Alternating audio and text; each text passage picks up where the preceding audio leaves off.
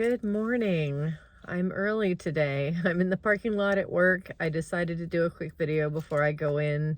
Before I get started, please like and subscribe. Please share my channel. Please comment whether you agree with me or not. I like to hear from you, and thank you so much for being here. I appreciate you. So today, as I was driving, I had a couple of errands to run, which is why I'm early getting to work. Tomorrow I'm leaving on my vacation. I got everything done, which makes me feel really good. I took it one step at a time. I didn't stress over it. I mean, there was a point where I was feeling like, oh my gosh, is all this going to get done? But it did.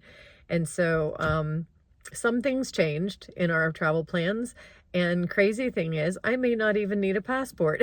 So that was something different. Here I scrambled to get everything done for a passport and probably don't even need it. So that I just found out we were rerouted on one of the legs of our trip, and then we adjusted, and now we're routed a different. I mean, things are continuously fluid. Things are changing. But I'm just going to take this. This is a 2-week trip that I'm going on. Well, actually, a little bit more than 2 weeks that I'm going on right now.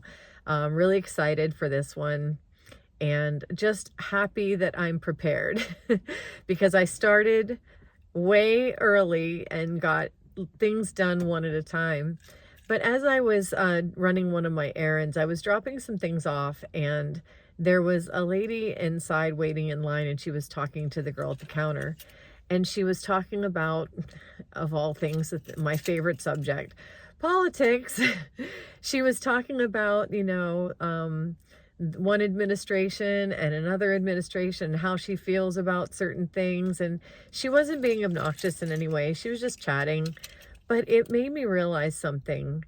It really made me realize something just listening to her, because she kind of, I'm not going to say she's the voice of every single person, in a certain, I don't group people together, but I did see a lot of this, and I do see a lot of this, and I wanted to address it.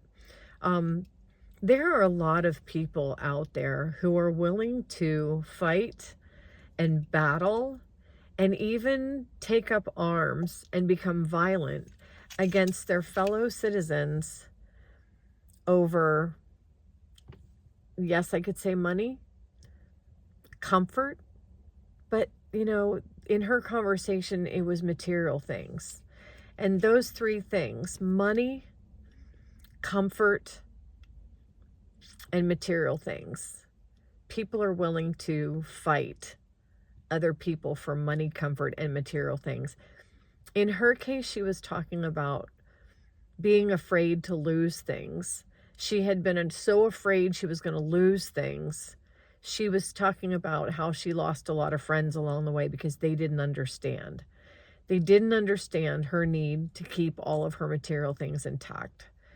They didn't understand her need to drive her SUV. She had, I can't say whether she had a boat or recreational vehicles or a second home, or I don't know, but it kind of seemed like she had a lot of stuff. And the most important thing in the world to her was her stuff. She wanted her home to remain cozy with all of her items. She wanted to keep her SUV. She didn't want to have to get rid of her SUV. She wanted to be able to gas up. And I don't know what kind of SUV it was, but if it's a big truck, or if it's a big, big giant, Escalade or something that's huge, you're going to be putting more gas in that thing than you are a Honda Civic, right? So just the things she was talking about, and she used the word right. She kept saying, I have a right to this, and I have a right to that. She felt that owning all these material things was her right as a human being. Okay, I'm not going to criticize that. I'm not going to say that if somebody is, material and they have material things and they want to keep all their material things and that's what's important to them, and that their worldly comforts are important. People like to live in the joy of their life. I'm not going to criticize them for that. However, When it gets to the point where you're willing to battle and fight your fellow human being to keep all your stuff, it's almost like you're hoarding everything for yourself, and they have to stay away and they have to let you keep everything you have, and they're not allowed to have anything, you know, like, I don't want to share, and I don't want you to get in my way of having my things. And so I'm going to battle you, fight you. I mean, basically annihilate other human beings who try to take your stuff. That's what it made me think of. And I was in the line, and I was kind of internally, I was internally cringing just listening to her. And I wanted to do a video about this because we love having material things. We're blessed to have material things. I mean, living in abundance, we live in the abundance of heart, first of all, but we are also allowed to live with joy, and we're allowed to have things, you know, if we've accumulated wealth and we have, you know, a lot of joy in our lives because of our wealth, that's fine. That's absolutely fine. I would never criticize anybody for gaining wealth, being in the spirit and gaining wealth, because everything is ours. God the Father gives us the world. It's our playground. So yes, we should have things and we should enjoy things. However, if any of our things become threatened in any way, and we need to consider possibly giving some of them up, it's not worth fighting other people for. And that's where I cross the line. Given the things, if you can have the things peacefully, then great. But if the things start to look like they're going to go away, and you start to point around and say it's somebody else's fault, and I'm going to blame you and blame you and blame you for my things going away, and then I'm going to create a division between people, and I'm going to fight other people, and that's when you break off the heart.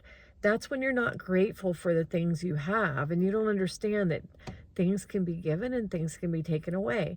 And we should be happy whether we have much, and we should be content when we have little. Paul said that, you know, I've learned to be content with plenty, and I've learned to be content with little. I have in my life. I've had a lot in my life, and then I've had very little in my life. And you know, it doesn't matter to me. It doesn't matter to me whether I have a mansion or whether I live in a camper or a tiny house or an RV, or I'm, you know, doing the van life and being a minimalist. I live in a efficiency right now, and I got rid of all my stuff voluntarily. Not everybody has to do that, but in the heart, it shouldn't matter whether you have lots of stuff or whether you don't. Your heart should stay the same, whether you have much or you have little. And again, I'm not trying to scold you. I'm not trying to tell you how to think or what to do. I'm just talking about what the Bible says. And I'm talking about living a spiritual life in Jesus. I'm talking about living the way that Jesus taught us to live, to give to the poor, to be giving, and to have a giving heart. The more we give, the more joy we feel. It's reciprocal that way. The more we try to keep it all to ourselves, the more miserable and isolated we become. And isolation from the whole, being apart from the whole, that's sin, and that's hell. That's being apart from God and apart from the things, from everything that is God. Because if we want to be together with God, we have to live by God's principles. And God's principles say, be giving, be open, allow yourself to be free, to be anything. Just drift along the earth and be happy no matter what. And don't put emphasis on this physical life. So I just wanted to share that message. I don't know who that lady was. I don't know if she'll ever see my channel. She would probably recognize me and say, oh, that was the lady in the UPS store standing in line behind me with a look on her face. So I hope she doesn't see this, but if she does, I mean, this is what gave me inspiration for this video. So thank you, lady, for that. But I just want to make sure that, you know, everyone understands that walking in this spiritual life, walking with God, walking with Jesus requires us to follow him, to live as he guides us to live. We can't say that we're walking in faith in the Lord and walking in him and being part of the all if we're going completely against everything it stands for and everything it is. It just doesn't happen that way. So that was my message for today, and I'm going to go ahead and get in. I'm pretty early today, so I'll clock in, get a little overtime.